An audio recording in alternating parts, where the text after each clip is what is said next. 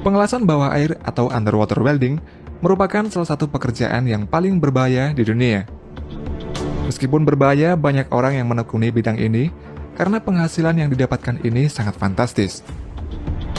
Tapi meski gaji yang didapat ini sangatlah besar, namun hal itu sepadan dengan segala resiko yang diterima oleh para pengelas bawah air ini. Berikut ini adalah pekerjaan yang paling berbahaya di dunia. Pengelasan bawah air atau underwater welding merupakan salah satu pekerjaan yang paling penting yang ada di dunia. Underwater welding ini sangat diperlukan dalam bidang pertambangan minyak lepas pantai, pemasangan pipa bawah air, konstruksi bendungan, hingga perbaikan kapal.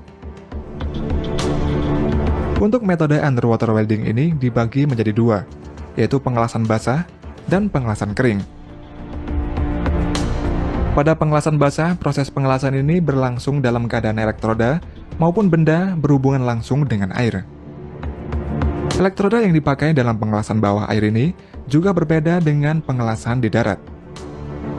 Sedangkan untuk kedalaman maksimal pengelasan ini adalah 100 meter, dan agar mendapatkan hasil yang lebih baik, biasanya welder hanya melakukan pengelasan ini maksimal 30 meter di bawah permukaan laut. Sedangkan untuk pengelasan kering, metode pengelasan ini tidak berbeda dengan pengelasan pada udara terbuka. Hal ini dapat dilakukan dengan bantuan peralatan bertekanan tinggi yang biasa disebut dengan dry hyperbaric weld chamber, di mana alat ini didesain kedap air seperti desain kapal selam. Pada prosesnya, para penyelam akan masuk ke dalam chamber. Lalu setelah itu melakukan pengelasan, seperti melakukan pengelasan di darat. Untuk aplikasi pengelasan kering ini, bisa sampai kedalaman hingga 150 meter di bawah permukaan. Selain mengelas, para welder ini juga terkadang melakukan pekerjaan lain, seperti pemasangan pipa atau pemotongan. Untuk pemotongan bawah air bisa dilakukan dengan berbagai cara, dan salah satunya yaitu menggunakan cutting torch. Cara kerja dari cutting torch ini cukup sederhana. Pada cutting torch ini dimasukkan underwater burning rod atau batang pemotong yang terbuat dari magnesium tungsten, dan cutting torch ini terhubung dengan tangki oksigen murni. Kemudian listrik dialirkan dari welding mesin menuju cutting torch. Setelah itu cutting torch ini akan menyemprotkan oksigen murni dengan tekanan tinggi. Saat burning rod ini menyentuh logam, maka akan terjadi reaksi kimia yang menyebabkan panas dengan suhu yang sangat tinggi, sehingga logam akan dapat terpotong. Pada proses pemotongan bawah air, burning rod akan terkonsumsi terus-menerus sampai habis, dan ketika habis, para penyelam akan menggantinya dengan burning rod yang baru, dan proses ini dilakukan secara berulang terus-menerus.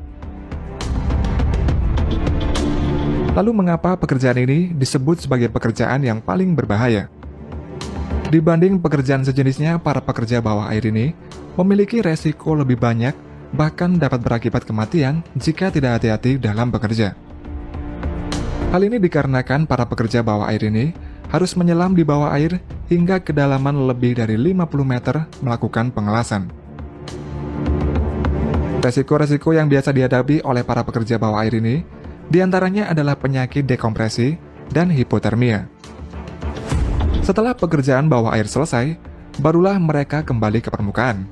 Dan untuk kembali ke permukaan ini, mereka tidak boleh langsung naik ke permukaan, tetapi harus menyesuaikan tekanan secara bertahap tergantung dari kedalaman dan waktu penyelaman.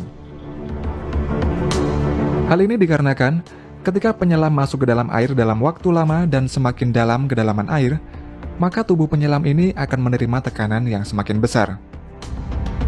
Dengan bernafas dalam tekanan tinggi ini, dapat menyebabkan lebih banyak gas, terutama gas nitrogen yang diserap dalam jaringan tubuh.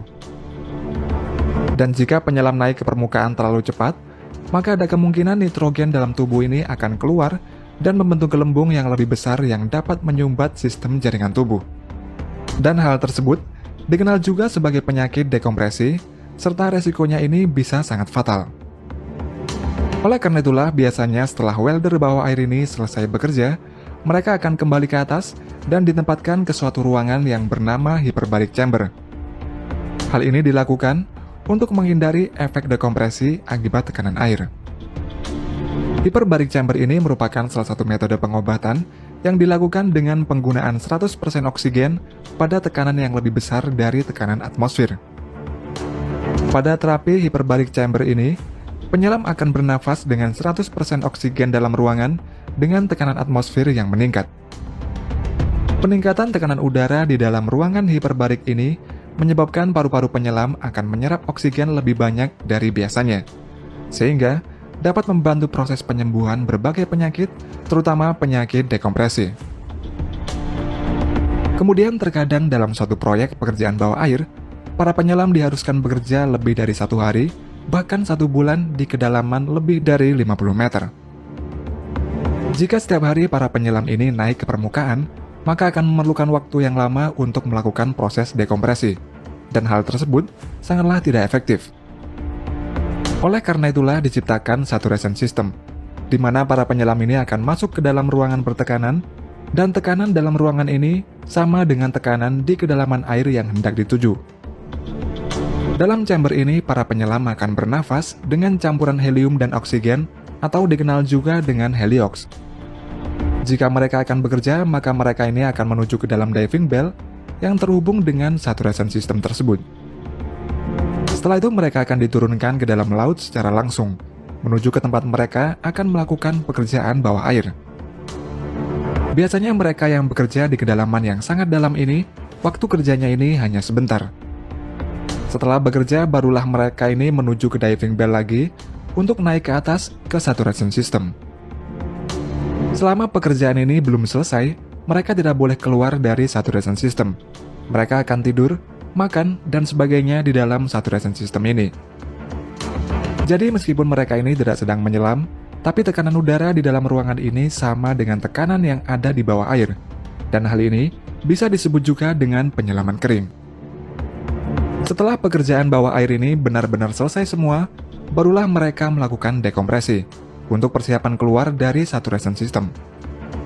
Setiap kedalaman 30 meter, para penyelam akan melakukan dekompresi selama 1 hari, dan jika kedalaman 90 meter, maka penyelam akan melakukan dekompresi selama 4 hari.